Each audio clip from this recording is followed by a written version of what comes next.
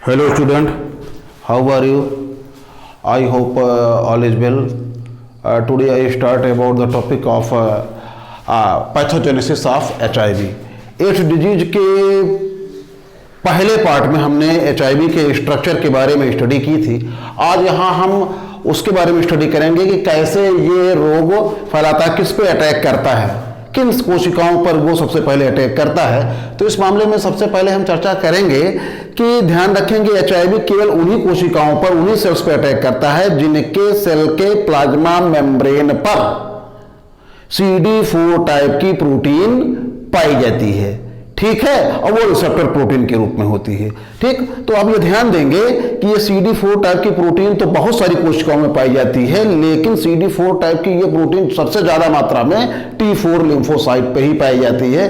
तो हम ये कह सकते हैं HIV जो है T4 लिम्फोसाइट पे ही अटैक करता है, इसलिए ये T4 लिम्फोसाइट ही टारगेट सेल होती हैं। किसकी? HIV की। वो कैसे अटैक करता है, क्या प्रोसेस है, इसकी स्टडी के लिए इसको हम 10 पॉइंट में स्टडी करते हैं। सबसे पहले बात आती है एब्जॉर्प्शन की। एब्जॉर्प्शन की बात कर जाती है तो उसमें हम देखते हैं कि HIV की जो लाइपोप्रोटीनस आउटर मोस्ट लेयर होती है उस पर जो स्पाइक लगी होती है, जो खूंटी लगी होती है, उसकी जो हेड होती है, उसकी जो हेड होती है जिस पर ग्लाइकोप्रोटीन 120 पाई जाती है ग्लाइकोप्रोटीन, वो क्या काम करती है, उस प्लाज्मा मेम्ब्रेन यानी T4 लिम्फोसाइट के प्लाज्मा मेम्ब्रेन पर पाई जाने वाली CD4 प्रोटीन से अटैच करती है, आपस में क्रिया करती है। और जैसे ही वो टच की, स्पर्श की, उस प्रोसेस को हम कहते हैं क्या? एब्जॉर्प्शन। ठीक, इसके बाद दूसरी बात आती है क्या? इंट्रांस की बात। इंट्रांस में क्या होता है, उसी स्पाइक की जो डंठल होती है उस पे होती है क्या? ग्लाइकोप्रोटीन 41 प्रोटीन होती है। वो क्या काम करती है, उस CD4 प्रोटीन रिसेप्टर प्रोटीन से मिल करके उसी का पार्ट बन जाती है और तब जा करके वो इंडोसाइटोसिस के थ्रू कहां चली जाती है? वो साइटोप्लाज्म में चली जाती है। कौन? HIV virus. फिर बात आती है कि HIV वायरस की जो सेंट्रल कोर होती है, जो कोर होती है जिसपे रिवर्स ट्रांसक्रिप्टेज एंजाइम पाई जाती है, उसके चारों ओर पाई जाने वाली कैप्सिड, जो न्यूक्लियोकैप्सिड के नाम से जानी जाती है, उसकी हाइड्रोलिसिस होती है, वो डिजॉल्व होती है। वो क्या होती है? डिजॉल्व होती है। डिजॉल्व होने के बाद वो RNA ट्रांसक्रिप्टेज एंजाइम और तमाम सारे प्रोटीन वो ओपन हो जाते हैं। ठीक, उसकी जो न्यूक्लियोप्रोटीन की कैप्सिड होती है वो हट जाती है। इस प्रोसेस को हम कहते हैं क्या? अनकोटिंग, जिसमें होता क्या है? Hydrolysis of nucleocapsid of protein of HIV। इसके बाद आप ध्यान देंगे कि ये जो रिवर्स ट्रांसक्रिप्टेज एंजाइम है थोड़ी उलट में प्रोसेस करती है, क्योंकि प्रीवियस वीडियो में तमाम सारे आप चीज उसमें मॉलिक्यूलर बायोलॉजी में हमने बात किया था कि ट्रांसक्रिप्शन में होता क्या है, जब DNA से RNA बनती है तो उसको हम ट्रांसक्रिप्शन कहते हैं। यहां उल्टा होता है, RNA से DNA बनता है। वी नो दैट, हम जानते हैं कि HIV contains SS-RNA, single standard RNA genome के रूप में पाई जाती है। तो वो सिंगल स्टैंडर्ड RNA जो है वो पहले चेंज होगी सिंगल स्टैंडर्ड DNA में। Single standard RNA of HIV are change into single standard DNA में। सिंगल स्टैंडर्ड DNA में चेंज हो जाती है, और सिंगल स्टैंडर्ड DNA में चेंज हो जाती है तो फिर उसी साइटोप्लाज्म में क्या होता है, वो कैटालेज एंजाइम के द्वारा उसकी डबलिंग होती है। अब वो सिंगल स्टैंडर्ड DNA किसमें चेंज होगी? डबल स्टैंडर्ड DNA में। दिखाई दे रहा होगा यहां पे। तो इस चौथे और पांचवें हेडिंग के थ्रू में होता क्या? Transcription of RNA into DNA। RNA change हो गई किसमें? DNA में, जिसको हम क्या बोलते हैं यार? Reverse transcription. रिवर्स ट्रांसक्रिप्शन क्यों? क्योंकि रिवर्स ट्रांसक्रिप्शन एंजाइम पाई जाती है। इसके बाद क्या होती है बात? छठवें पॉइंट में हम देखते हैं कि ये जो डबल स्टैंडर्ड DNA है, डबल स्टैंडर्ड DNA यानी dsDNA है, ये प्रवेश लेती है कहां पे?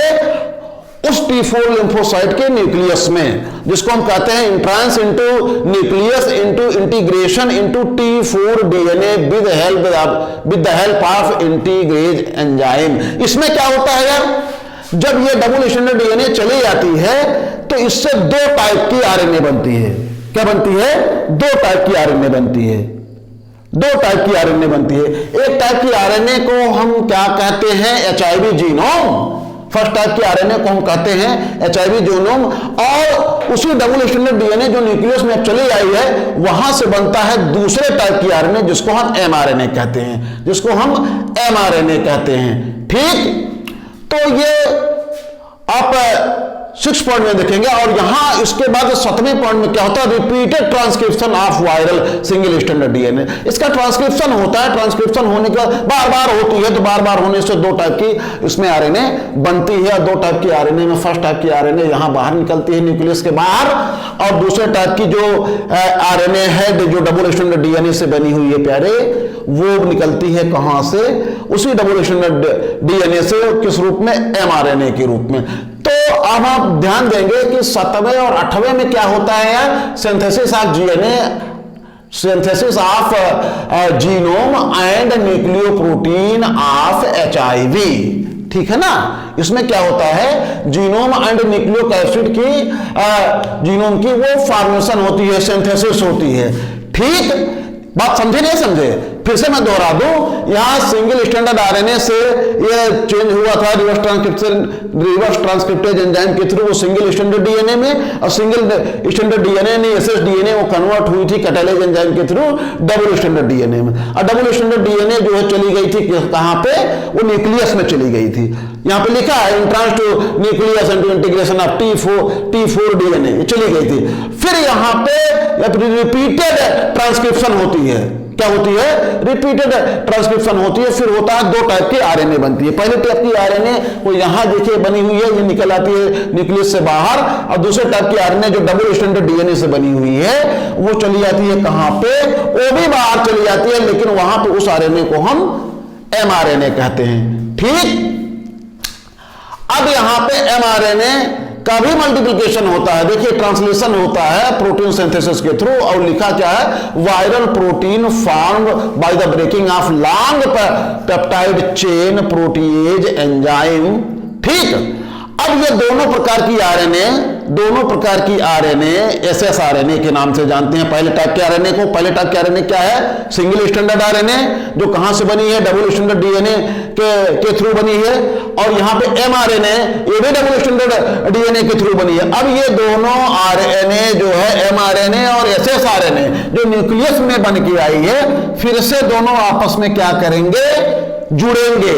और फिर से दोनों जुड़ने के बाद यहां पे लिखा है असेंबल ऑफ न्यूक्लियोकैप्सिड, वो बनाते क्या है, न्यूक्लियोकैप्सिड, यानी उस सेंट्रल कोर के चारों ओर न्यूक्लियोकैप्सिड बनाते हैं। और न्यूक्लियोकैप्सिड बनाने के बाद वो चली जाती है कहां, प्लाज्मा मेम्ब्रेन पर सट जाती है। प्लाज्मा मेम्ब्रेन पर सटने के बाद एक्सोसाइटोसिस के द्वारा, एक्सो माने बाहर, एक्सो मतलब बाहर, साइटो माने सेल्स मतलब प्रोसेस, यानी किसी भी चीज के सेल से बाहर निकलने की प्रोसेस एक्सोसाइटोसिस कहलाती है। क्या कहलाती है, एक्सोसाइटोसिस कहलाती है। और उसमें बड का फॉर्मेशन होता है, उसमें प्यारे बड का फॉर्मेशन होता है। और बड का फॉर्मेशन जब हो जाता है तो बड के थ्रू वो जो एचआईवी है फिर से बाहर निकल जाती है। और बाहर निकलने के बाद, ध्यान से सुनेंगे, ये बाहर निकलने के बाद होता क्या है, फिर नई T4 लिम्फोसाइट को टारगेट बनाती है। और इस T4 लिम्फोसाइट को तो उसने डिस्टर्ब किया, इस T4 लिम्फोसाइट की तो डिस्टर्ब किया, इम्यूनिटी पावर वीक हुई आपकी। और यही जो रिलीज ऑफ वायरस, ये जो एचआईवी वायरस है जब रिलीज होती है तो दूसरे लगातार वो नए T4 लिम्फोसाइट पर अटैक करते हुए सारे T4 लिम्फोसाइट को डिस्टर्ब करती हुई, वीक करती हुई आपकी इम्यूनिटी पावर पूर्ण रूप से ध्वस्त कर देती है। ठीक है ना, और आपको उस तमाम सारे सामान्य प्रकार की अनेक बीमारियों का समावेश आपकी बॉडी में हो जाता है। इस कंडीशन को हम एड्स कहते हैं। और ये एचआईवी वायरस होता क्या है, आपकी लार में, आपके स्लाइडा में, आपके आंसू में, ठीक, आपके यूरिन में, आपके स्वेट में, पसीने में, ठीक है, सीमेन के थ्रू, वेजाइनल फ्लूइड के थ्रू, अगर महिला है वेजाइनल फ्लूइड के थ्रू वो ट्रांसमिशन होता है एक आदमी से दूसरे आदमी में। कैसे होता है वो क्लिनिकल डायग्नोसिस वगैरह वो हम लोग कल अगले वीडियो में देखेंगे। यहां पे हमारी टॉपिक है केवल पैथोजेनेसिस ऑफ एचआईवी वायरस। ठीक है, तो इन 10 हेडिंग के थ्रू हम इस पूरे पैथोजेनेसिस की हेडिंग स्टडी करते हैं। ध्यान से सुनिए कि सबसे पहले एडजॉर्प्शन, जिससे होता क्या है, वो HIV वायरस अटैच होती है किससे, प्लाज्मा मेम्ब्रेन के CD4 प्रोटीन से, इसको हम एडजॉर्प्शन कहते हैं। दूसरी चीज होती है उसकी इंट्रांस। अब इंट्रांस में क्या होता है, उस पाइप की जो डंठल होती है जिसपे GP41 प्रोटीन पाई जाती है, वो उस प्लाज्मा मेम्ब्रेन से जुड़ करके उसी का पार्ट बन जाती है। फिर होती है अनकोटिंग। अनकोटिंग में क्या होता है, उसकी जो न्यूक्लियोकैप्सिड होती है वो डिजॉल्व होती है, हाइड्रोलिसिस हो जाती है। हाइड्रोलिसिस हो जाने के बाद वो जो रिवर्स ट्रांसक्रिप्शन एंजाइम है वो नकेट हो जाता है। और जब नकेट हो जाता है तो वहां पे होता क्या है, रिवर्स ट्रांसक्रिप्शन की क्रिया। चूंकि हम जानते हैं कि रिवर्स ट्रांसक्रिप्शन में डीएनए से आरएनए बनता है, रिवर्स ट्रांसक्रिप्शन में आरएनए से डीएनए बनेगा। तो सबसे पहले सिंगल स्टैंडर्ड आरएनए जो HIV में पाया गया था वो चेंज होगा किसमें, SSDNA में, सिंगल स्टैंडर्ड डीएनए में। और सिंगल स्टैंडर्ड डीएनए जो चेंज होगा किसमें, डबल स्टैंडर्ड डीएनए में। और डबल स्टैंडर्ड डीएनए जो है एंट्री लेती है आपके न्यूक्लियस में, और न्यूक्लियस में जाने के बाद उसका फिर रिपीटेड डिवीजन होता है, मल्टीप्लिकेशन होता है, फिर उसमें दो तरीके का आरएनए बनती है, दो तरीके का आरएनए बनती है। एक सिंगल स्टैंडर्ड आरएनए बनती है और दूसरी बनती है mRNA। अब फिर ये सिंगल स्टैंडर्ड आरएनए और mRNA आपस में अटैच होती है, ठीक है ना, फिर जुड़ती है। और जुड़ने के बाद फिर वो नई बना लेती है क्या, HIV, समझे आप, और नई HIV बना लेती है और एग्जोसाइटोसिस के थ्रू T4 लिम्फोसाइट कैसे बड के द्वारा बाहर निकल जाती है, बड बना करके बाहर निकल जाती है। इतना सारा प्रोसेस होने के बाद ये T4 लिम्फोसाइट डिस्टर्ब, डैमेज हो जाती है, और जब यहां बाहर निकलती है तो फिर नए नए T4 लिम्फोसाइट को टारगेट बनाते हुए पूरी बॉडी को इम्यूनिटी पावर को डिस्टर्ब करती है। ठीक है, आई होप वीडियो को समझ में आया होगा, टॉपिक समझ में आया होगा। वीडियो को लाइक कीजिए, शेयर कीजिए, सब्सक्राइब ना किए हो तो सब्सक्राइब कर लीजिए। थैंक यू, धन्यवाद।